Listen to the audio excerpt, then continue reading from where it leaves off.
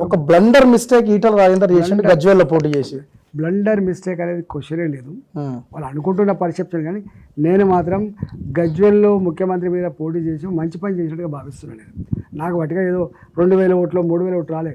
అక్కడ 1400 ఓట్లు వచ్చిన భారతీయ జనతా పార్టీ అక్కడ ఆ నియోజకవర్గంలో నేను ఒక 67,000 ఓట్లు వచ్చినాయి నాకు.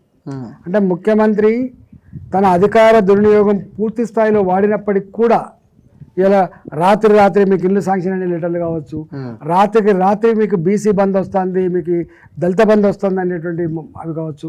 అంతకుముందు ముంపు గ్రామాల ప్రజానీకానికి ఏ ఏ అంశాలైతే పెండింగ్లో ఉన్నాయో, ఏ డబ్బులైతే రావన్న వాళ్ళకు అవన్నీ రాత్రి మీకు ఇస్తున్నామని చెప్పేటువంటి వార్తలు కావచ్చు.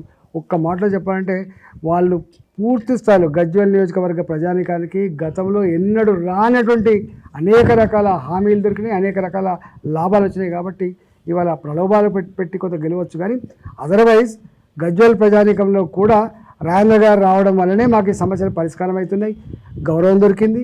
రాజేంద్ర గారు పాపం అయ్యో ఇట్లా అయింది అనేటువంటి భావన ఉంది తప్ప ఎక్కడ నేను ఇక్కడ రావడం తప్పని కానీ నాకు కూడా ఆ భావన లేదు. నేను మంచి పని చేసినట్టు భావిస్తున్నాను.